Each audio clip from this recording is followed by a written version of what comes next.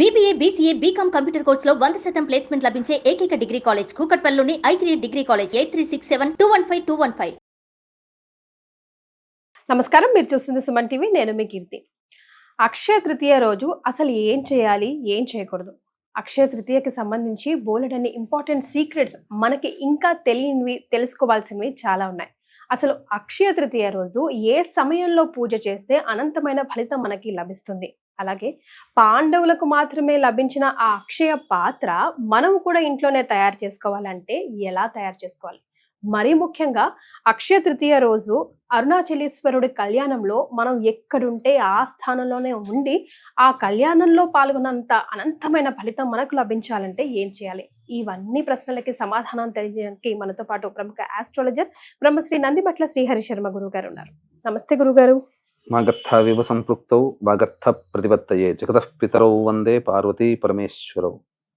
ఆదిత్యాయ చ సోమాయ మంగళాయ బుధాయ చ గురు శుక్ర శనిభ్యశ్చ రాహవే కేతవే నమః.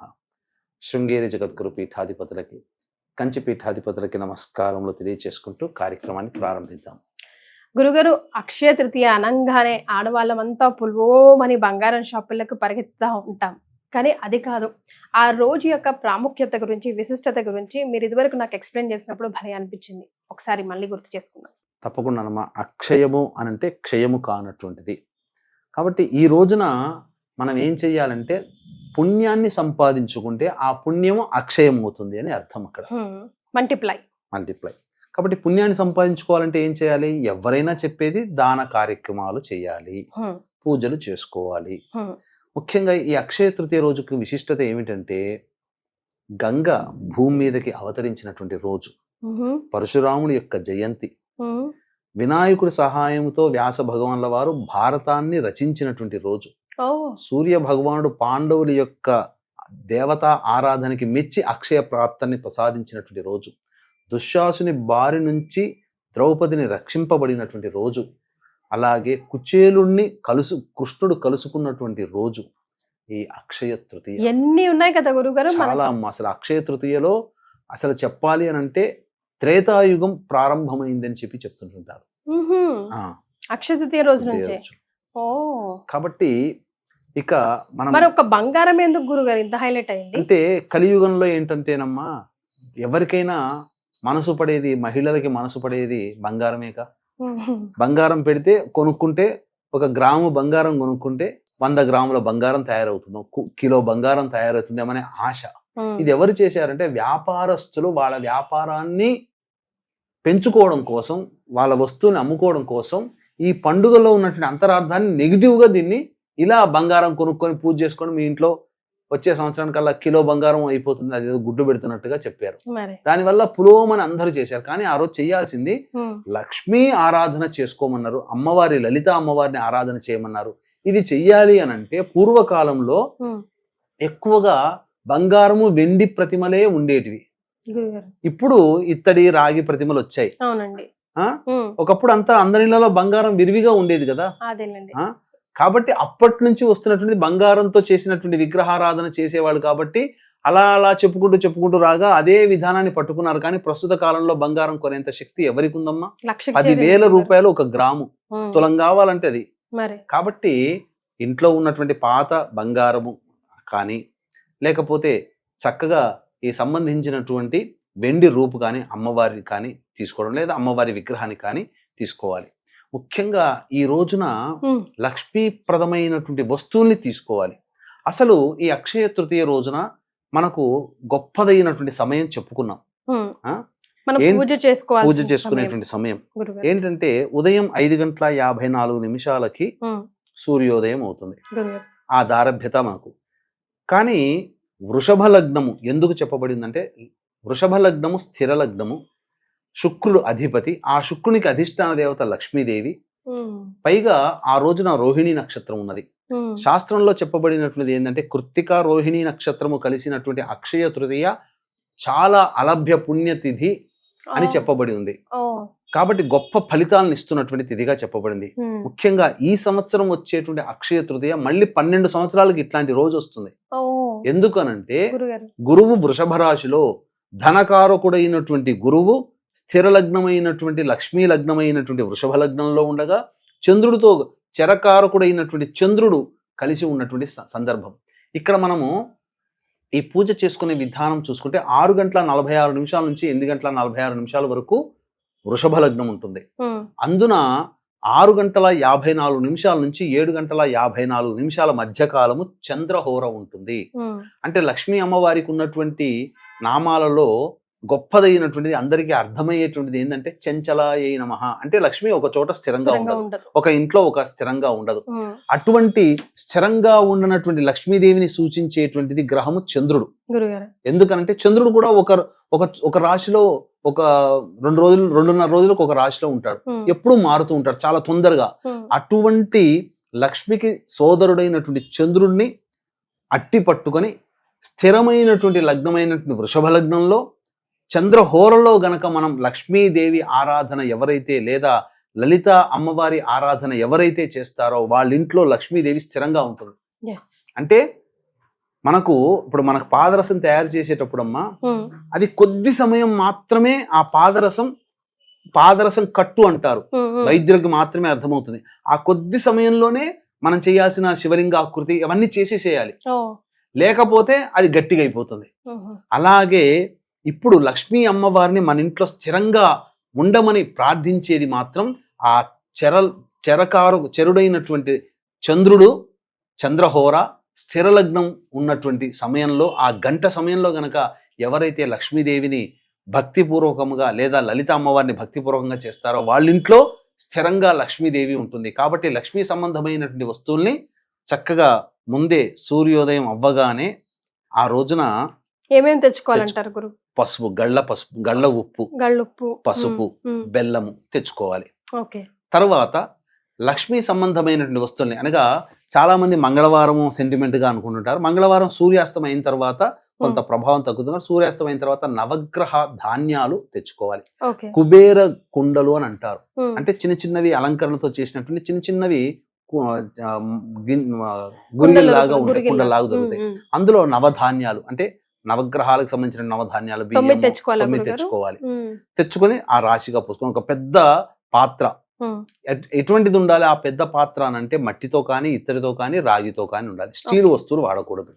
ఆ విధంగా పాత్రలో చక్కగా 9 పరచడం.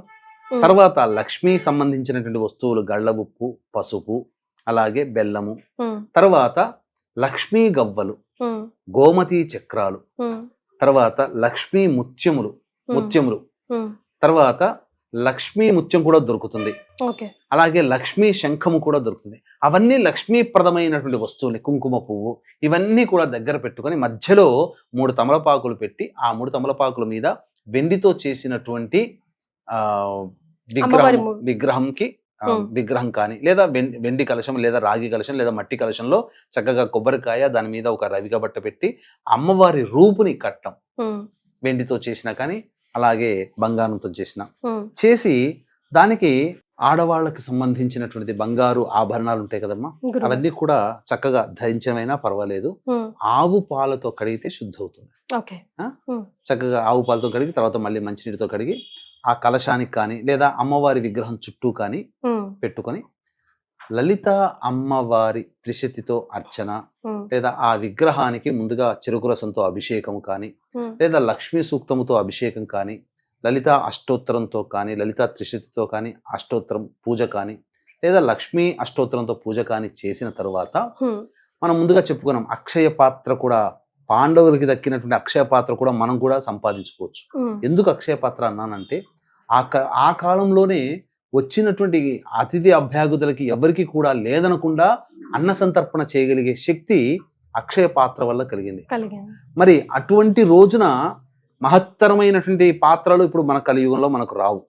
కాబట్టి కనీసం అందులో మనం కొంతైనా కానీ కొంత శక్తి పొందాలి అని అంటే అక్షయ పాత్రని మనం కొనుగోలు చేసుకోవాలి. అంటే ఏం లేదమ్మా, చక్కగా ఆ రోజున ఏదైనా ఇత్తడి పాత్రని సోమవారం రోజు కానీ మంగళవారం సాయంత్రం తర్వాత కానీ కొనుగోలు చేసుకొని పెట్టుకొని చక్కగా ఆ సమయంలో అంటే ఇంట్లో ఆడవాళ్ళు లేదా మగవాళ్ళు ఇంట్లో పూజ చేస్తున్నప్పుడు ఎవరైనా కానీ ఆ పాత్రని చక్కగా కడిగి గంధము బొట్టు అలంకరణ చేసి అందులో బియ్యము ఆవు పాలతో చేసినటువంటి బెల్లం పాయసాన్ని ఆ 6:54 నుంచి 7:54 మధ్య కాలంలో చేసి ఆ పూజ చేసినప్పుడు అక్కడ నివేదన చేయాలి. ఓకే.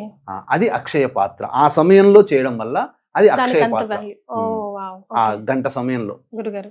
తరువాత ఉమ్, ఆ అక్షయ పాత్ర నివేదన చేసిన తర్వాత మధ్యాహ్నానికి ఉమ్, అప్పుడు ఏం చేయమన్నది శాస్త్రము అంటే ఈ అక్షయ తృతీయ రోజున బ్రాహ్మణుడికి ఉదక కుంభ దానము చేయమన్నది. అంటే రాగి కలశం కానీ, ఇత్తడి కలశం కానీ, వెండి కలశం కానీ, లేకపోతే మట్టి కలశంలో కానీ చక్కగా చక్కటి మంచి నీటిని వేసి అందులో ముఖ్యంగా సుగంధ ద్రవ్యాలని. హారతి కర్పూరం, సుగంధ ద్రవ్యాలంటే యాలకులు, యాలకులు. జాజికాయ, జాపత్రి, కుంకుమ పువ్వు ఉమ్, ఇలాంటివి ఉమ్, వేసి సంబంధించినటువంటి వేసి దానికి చక్కటి తెల్లటి గుడ్డ కానీ ఏదైనా కానీ జాకెట్ బట్ట దానికి మూట ముడి. కట్టుకట్టి ఉమ్, అప్పుడు బ్రాహ్మణుడికి ఆ పూజ అయిపోయిన తర్వాత బ్రాహ్మణుడికి దానము చేయమన్నది. ఉదక కుంభ దానము చేయమన్నది. ఉమ్, దీంతో పాటుగా ఆ బ్రాహ్మణుడికి విసనకర్ర, చెప్పులు, గొడుగు, లడ్డూలు ఉమ్, ఇవి దానం చేయాలి. రైట్. పూర్వము వకుళామాత ఈ విసనకర్ర, లడ్డూలు, చెప్పులు, గొడుగు బ్రాహ్మడికి దానం చేసినటువంటి కారణం చేతనే కలియుగ అర్చామూర్తి వెంకటేశ్వరుడు ఉద్భవించడం జరిగింది. ఆమె తల్లి అయింది ఆ స్వామికి. గురుగారు. కాబట్టి అంతటి శక్తి, మంచి సంతానం కావాలనుకునేటువంటి వాళ్ళు ఈ రోజున ఆ విధంగా బ్రాహ్మణుడికి దానం చేయవచ్చు. గురుగారు, చిన్న చిన్న మట్టి పాత్రలో, మట్టి కుండల్లో మనం నవధాన్యాలు అవన్నీ పెట్టాం కదా, అవి ఏం చేయాలి తర్వాత? అవన్నీ కూడా మనం పూజ చేసుకుంటాం కదమ్మా. తర్వాత కాలంలో మనం వాటిని వాడుకోవచ్చు. వాడుకోవచ్చు. తప్పకుండా వాడుకోవచ్చు. అంటే నీళ్ళలో వేయాలి లేకపోతే అటువంటిది ఏం లేదు, చేయాలి అటువంటిది లేకుండా? వాడుకోవచ్చు. ఓకే. చక్కగా దాన్ని వినియోగించుకోవచ్చు అమ్మ, తప్పు లేదు. రైట్. త్వరగా వేయించి ఉమ్, మన నీటిలో కొద్దిసేపు నానబెట్టిన తర్వాత మొలకలు ఎత్తుతాయి స్ప్రోట్స్ లాగా. ఉమ్, దూరగా వేయించి వాటన్నిటిని పిండి చేసి ఇంట్లో వాడుకోవచ్చు అమ్మా. జావలాగా కూడా జావలాగా వాడుకోవచ్చు, తప్పేం లేదు. ఇక తదనంతరం ఇక ఆ రోజున ఉమ్, ప్రధానంగా మనం గనక చూసుకున్నట్లయితే ఆ రోజున తీసుకురాగలిగేటువంటి వస్తువులు మనం చెప్పాం. ఉమ్, తీసుకురాకూడని వస్తువులు కూడా ఉన్నాయి. గురుగారు. అంటే గుండు సూదులు, పిన్నులు, బ్లేడులు, కత్తెరలు, ఇనుప వస్తువులు, ఉమ్, స్టీలు వస్తువులు, ఉమ్, పింగాణి వస్తువులు, ప్లాస్టిక్ వస్తువులు అక్షయ తృతీయ రోజున కొనుగోలు చేయకూడదు. రైట్. చేయకూడని పనులు ఏంటంటే మద్యపానం చేయకూడదు, మాంసాహారం తినకూడదు, అలాగే ధూమపానం పనికిరాదు, ముఖ్యంగా కటింగ్, షేవింగ్ అస్సలు పనికిరాదు. అన్నిటికంటే ముఖ్యంగా మాంసాహారం కూడా పనికిరాదు. ఉమ్, ఇది దాంపత్యము. ముఖ్యంగా ఆ రోజు బ్రహ్మచర్య వ్రతం ఆచరిస్తే చాలా మంచిది. ఎందుకనంటే గౌరీదేవికి సంబంధించినటువంటి తిథి ఆ రోజున. ముఖ్యంగా అక్షయ తృతీయ చాలా ప్రాశస్త్యమైనటువంటి తృతీయ తిథిగా చెప్పబడి ఉంది. ఉమ్, ఆ విధంగా ఆ రోజున చెయ్యాలి. ఇక అక్షయ పాత్ర అని చెప్పాను కదమ్మా, ఆ పూజ చేసి నివేదన చేస్తాం కదా, ఉమ్, ఆ రోజున ఏంటనంటే ఎవరికైనా కానీ అన్న సంతర్పణ చేయాలి. ఓకే. అంటే వృద్ధాశ్రమంలో వృద్ధులకి పండ్లు, ఇతర పదార్థాలు ఇవ్వవచ్చు. ఇంటికి పిలిచి పెట్టి ఎవరికైనా పెట్టాలనుకుంటే ఉమ్, ఎవరికైనా ఇంటికి పిలిపించి, దగ్గర వాళ్ళని, బంధువులు పిలిపించి పాత్ర కొనుగోలు చేసి బెల్లం పాయసం నైవేద్యంగా పెట్టమని ఒక అక్షయ పాత్ర కొనమని చెప్పాం కదా. అవును గురుగారు. ఆ అక్షయ పాత్రలో ఆ రోజున వంట చేసి, అనగా అన్నం వండి అతిథులకి, అభ్యాగతులకి ఎవరికైనా అన్న సంతర్పణ ఆ పాత్ర ద్వారా చేయాలి. ఓ, చేసినట్లయితే ఆ రోజు దారభేద మళ్ళీ రెండో రోజు కూడా చేయాలి. ఓకే. చేసినట్లయితే ఆ రోజు దారభేద అసలు ఏ పురుషుడికైనా ఏ స్త్రీకైనా అందరికీ కూడా నా ఇంట్లో 10 మంది భోజనం చేయాలి, నా చేతి వంట 10 మందికి తినాలి అనే స్త్రీకి, ఉమ్, నా ఇంట 10 మంది భోజనం చేయాలని పురుషుడికి ఎందుకు ఉండదమ్మా? ఉంటదండి. 10 మందికి భోజనం పెట్టగలిగే శక్తి అని అంటే ఈ రోజుల్లో ఎంత ధనవంతుడైతే 10 మందికి రోజు భోజనం పెట్టగలుగుతాడు? అవును. అంత ధనం అంటే దానికి మూలార్థముగా, అంతరార్థము ధనవంతుడిగా కావాలనే కదా. మరి 10 మందికి పెట్టే శక్తి అని అంటే డబ్బు వస్తేనే కదా శక్తికి పెట్టగలుగుతాడు. అంతే గురుగారు. లక్ష్మీ అటువంటి కటాక్షం ఉంటేనే. లక్ష్మీ కటాక్షం, అటువంటి శక్తిని నాకు ప్రసాదించమని చెప్పి అక్షయ తృతీయ రోజున ఆ పాత్రని కొనుగోలు చేసి ఆ విధంగా అప్పటి నుంచి అన్నదానం చేసినట్లయితే తప్పకుండా ఆ పాత్రనే అక్షయ పాత్రగా మారుతుంది. మారుతుంది. ముఖ్యంగా ఆ రోజు నుంచి ఇంటి ముందర ప్రతి ఒక్కరు కూడా, వీక్షించేటువంటి ప్రేక్షకుల్లో ప్రతి ఒక్కరు కూడా ఇంటి ముందర ఒక పెద్ద కుండ కొని లేదా ఒక చిన్న కుండ కొని ప్రతిరోజు నీళ్లు నింపండి. ఎవరైనా దారిన పోయేవాడు దాహం వేసి అయ్యో నాకు దాహానికి మంచినీళ్ళు దొరికాయని చెప్పి తాగాడు అనుకోండి, సంతృప్తి పడతాడు, అతని శరీరం, ప్రాణం నిలుస్తుంది. మరి ఆ ప్రాణాన్ని కాపాడిన వాళ్ళమవుతాం. కాబట్టి ఆ నీటి దానము ఈ రోజుల్లో వైశాఖ, జ్యేష్ఠ, ఆషాఢ మాసాల్లో ఎవరైతే ఈ చలివేంద్రం ఇంటి ముందర పెట్టుకొని ఆ విధంగా ప్రతిరోజు మంచినీటితో నింపి ఆ దాహార్తిని ఎవరికైతే తీరుస్తారో అటువంటి వాళ్ళకి ప్రాణం నిలబడుతుంది, గురుగారు. అపమృత్యు భయ దోషాలు తొలగిపోతాయి, కుటుంబము కాపాడబడుతుంది. వా. ఆ విధంగా చేయండి. ఇక అన్నిటికంటే ముఖ్యంగా సాయంకాల సమయంలో చెప్పాను ఏంటి, అరుణాచలేశ్వరుని సంబంధించిన వీటిలో భాగంగా చూసుకున్నట్లయితే ఈ అక్షయ తృతీయ రోజున క్షయము కానటువంటి కార్యక్రమాలు చేయాలి. పుణ్య కార్యక్రమాలు చేశాం, పూజాది కార్యక్రమాలు కూడా చేసుకున్నట్లయితే తప్పకుండా దేవతానుగ్రహం సంపూర్ణంగా ఉంటుంది. కాబట్టి ఈ అక్షయ తృతీయ రోజున పురస్కరించుకొని జాతకరీత్యా విద్య, వివాహ, ఉద్యోగ, దాంపత్య, సంతాన, అనారోగ్య సమస్యల నివారణకి హోమాది కార్యక్రమాలు, ముఖ్యంగా శని 29వ తారీఖు మార్చిన మారాడు కాబట్టి మీన, మేష, మిథున, కర్కాటక, సింహ, కన్య, వృశ్చిక, ధనుస్సు, కుంభరాశిలో జన్మించినటువంటి వారికి శని దోషం ఉంది కాబట్టి శనీశ్వర హోమం, అఘోర పాశుపత మంత్ర హోమంతో పాటు లక్ష్మీ మూల మంత్ర సంపుటిత లక్ష్మీ సూక్త హోమము, మన్యు సూక్త హోమం అనేటువంటిది చేసి శక్తిపాతము చేయబడినటువంటి శంకరుంగలి మాల, శంగాలి కరుంగలి కలిసినటువంటిది అత్యంత అరుదుగా లభించేటువంటి మాల, రాగిలో చుట్టబడినటువంటిది. ఈ శంకరుంగలి మాలని శక్తిపాతము చేసి ఇవ్వడం జరుగుతుంది. అవకాశం ఉన్న వాళ్ళు కార్యక్రమ తదనంతరం కాంటాక్ట్ చేసి ఈ మాలని సొంతం చేసుకోవచ్చు. ఇక సాయంకాల ప్రదోషకాల సమయంలో చెప్పాను కదమ్మా, తది అన్నప్పుడు ఏంటంటే గౌరీదేవికి సంబంధించినటువంటి తిది. ఈ రోజున చంద్రుడు ఆకాశంలో ఎలా ఉంటాడు అనంటే పరమేశ్వరుని సిగలో, అమ్మవారి కిరీటంలో చంద్రుడు ఎలా ఆకారంతో ఉంటాడో ఆ ఆకారంతో కనిపిస్తాడు మనకు. ఆ రోజున చంద్రుని ఒక్కసారి మనసారా నమస్కారం చేసుకొని పార్వతీ పరమేశ్వరుని గనక మనస్సులో స్మరించుకుంటే వైశాఖ తదియ రోజున అక్కడ అపిత కుచాంబా సమేత అరుణాచలేశ్వరుని దివ్య కళ్యాణం జరుగుతుంది. ఆ కళ్యాణ సమయంలో దర్శనం చేసుకున్నంత మాత్రమే మన శరీరంలో ఆశ్రయించున్నటువంటి సూక్ష్మ శరీరం ఏదైతే ఉంటుందో ఆత్మ అక్కడికి వెళ్ళి ఆ కళ్యాణం అంతా వీక్షించి మళ్ళీ మన శరీరంలోకి చేరుతుంది. తద్వారా ఎంతటి పుణ్యమమ్మా, కూర్చున్న చోట, నిలుచున్న చోట, ఉన్న చోట మనం వెళ్ళలేకపోయినా ఆ స్వామి కళ్యాణంలో పాల్గొన్న భాగ్యాన్ని మనం ఈ అక్షయ తృతీయ రోజున ఆకాశంలో చంద్రుని దర్శనం చేసుకున్నంత మాత్రమే కలుగుతుంది. ఇది అరుణాచలేశ్వరునికి సంబంధించినటువంటి ప్రాశస్తంలో చెప్పబడినటువంటిది, నా సొంతమైనటువంటిది కాదు.